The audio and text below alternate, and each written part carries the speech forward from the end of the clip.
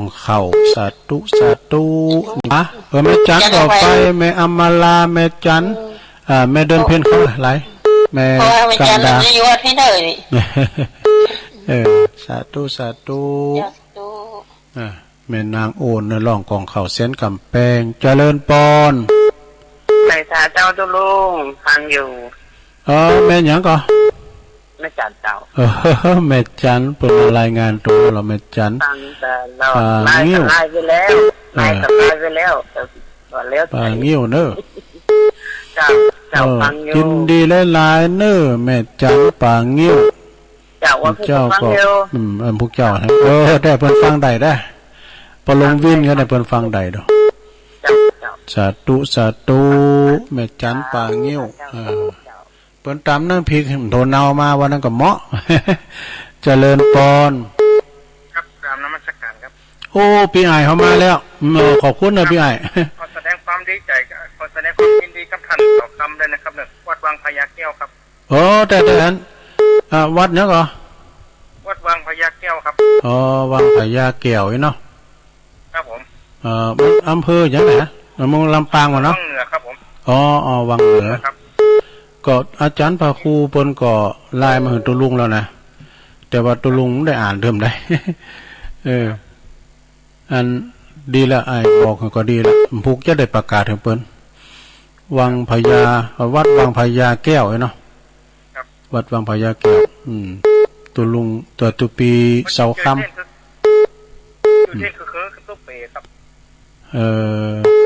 ตุปีเสาคำก็จะมีการจะร้องผัดหยดจะร้องเจ้าอาวาสวันที่26 พฤษภาเนี่ยก็จะได้ไปมุทิตาจิตเปิ้นขอบคุณพี่ไอ้หลายๆเด้อบุญรักษาเด้อสาธุสาธุสายต่อไป0899556506เจริญปอนเจ้าตุลุงอยู่ทั้งใดไหมแม่ล่าแม่แหงเจ้าแม่ล่าแม่หางเจ้าก็ไกลนะกะเจ้าไกล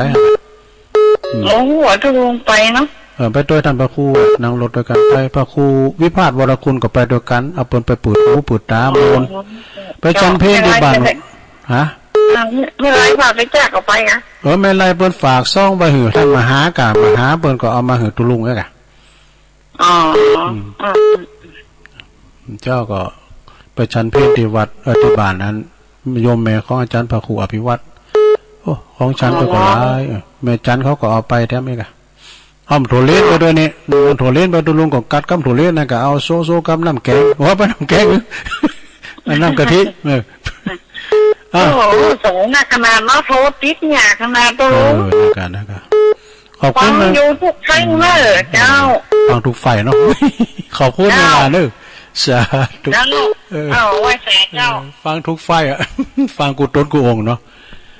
เจริญปอนมาใช้การเจ้าจริงดูยายพรนู่นนี่เรียนมาเหรอยายพรมาฟังทางใดนี่ยายพรร้องวัวแดงชีปนลายละขอบคุณท่านอาจารย์พระครูวิศวัตรท่านสมุทรเจ้าเป็นฝากไอ้วัดสมพรชาวบ้านชาวบ้านลุงปิกไปเลยปิกมาโดยกันเนี่ยกะถ้ามาหาปนอนหลายคืนแล้วหรอจะช่วยงานจะปนไหลสดเขาจะถามว่าคนลุงมาว่ามาโดยอาจารย์พระครูกะพอตุลุงไม่โดนนางรถโดยปนไปเนาะไม่น่ามันอย่างนี้เนาะพวกจะไปช่วยงานเนี่ยจะร้องประเด็นเนี่ยประเด็นทำ9ขอบคุณยายพรเด้อพวกเจ้าก็ออกอยู่จะโปรโมทงานหลวงปู่ด้วยนะแล้วประกาศข่าวสารงานบุญมดเดิมพูนาตึงดงนิมิตด้วยเจริญปอนกราบไหว้สาครับหลวงลุงน้องเจมาแล้วก็เดี๋ยวตัวลุงรับจ่ายหลวงลุงนะครับขอบคุณน้องเจหลายๆเน้อครับตีเลยพี่ไอ้ชื่อเขาคำอ้ายปะตอนนะครับพี่ไอ้คำอ้ายเนาะคำอ้ายค เขาล่องจ่ายเขาให้ว่าตอนเจียงไฮ้ตัวครับด้านนอนจันตัวครับแต่กะเปิ้นข้อมูลดูลุงหน่อยว่าเขาล่องจ่ายเขาให้ว่าตอนตัวครับภาษาครับเจริญพรน้องเจเด้อบ่โทรบ่โฟนตกบ้านเฮาขนาดดาเด้อลุงเจริญพร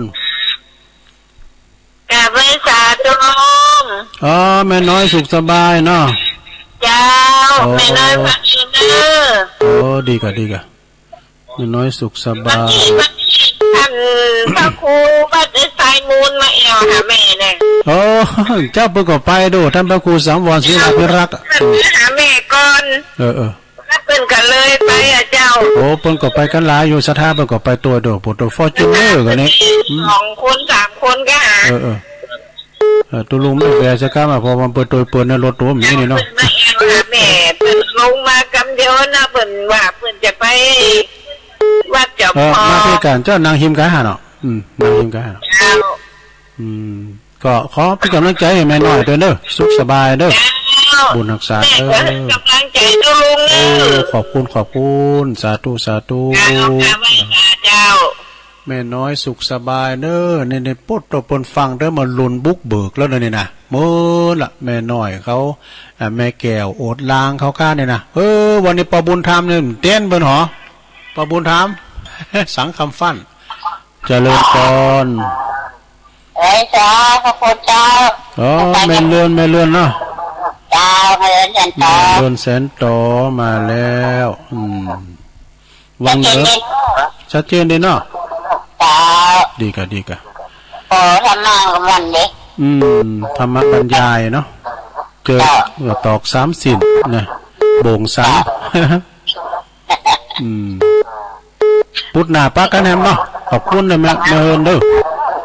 ขอบคุณแม่เฮินหลายๆแม่เรือนเนาะเจริญปอนขอทำสายในสุดท้ายเดี๋ยวส่งงานให้น้องเจละเจริญปอนพ่อสมควรอย่างยิ่งมาแล้วพ่อสมควรทั้งตลอดเนาะบกขอนเจ้ากายมากอ่ะม่วนใจขึ้นสีขาวได้โมนเนาะฟังแล้วโมนมันต้องไปหัวมันลูกสตาร์วิทกำลังใจขึ้นสีขาวทุกคนแต่เจ้าวอดล่างแม่แต่ที่น้อยสุขสบายคือผมทำสั่งทำปั้นโดยเดี๋ยวคนอื่นสาธุพ่อบุญสมควรบวกขอนเด้อก็มีหลวงพ่อกฤษเด้อปางโม่นะปุณณะเชียงดาวปุณณะเนี่ยไม่ใช่ของไก่นะเชียงดาวปุณณะปางโม่นี่นะแม่แก้วโอดลางแม่สายทองตัวแทนพี่น้องหอยการแม่ลาพรป่างิ้วแม่นางอ้วนร่องกองเข่าแม่จันป่างิ้วพี่อายเนอะพี่อายบ้านป่าจันแม่ลาแม่หางเวียงป่าเป่ายายพรร้องวัวแดงสันกำแพงเจียงใหม่น้องเจคุณคุมเสียงคุณคุมเคิงตังลุมเนอะก็เดี๋ยวจะส่งงานเหรอละแม่น้อยสุขสบายแม่เรือนแสนต่อสมควรอย่างยิ่งพอสมควรโบกขอนนะตือมดได้13 สายพอเดียเนาะขอบคุณกูเสียงกูสายเนอะปุถนาป้ากันใหม่เนาะขอความสุขความเจริญจงบังเกิดแด่ศรัทธาญาโยมทั้งหลายถูกทานเด้อต่อไปก็ฟังรายการอาจารย์พระครูอภิวัฒนวิกรมต่อจากตัวลุงนี่เลยนะจัตตาโรธรรมาวัฏันติอายุวันโนสุขังปะลัง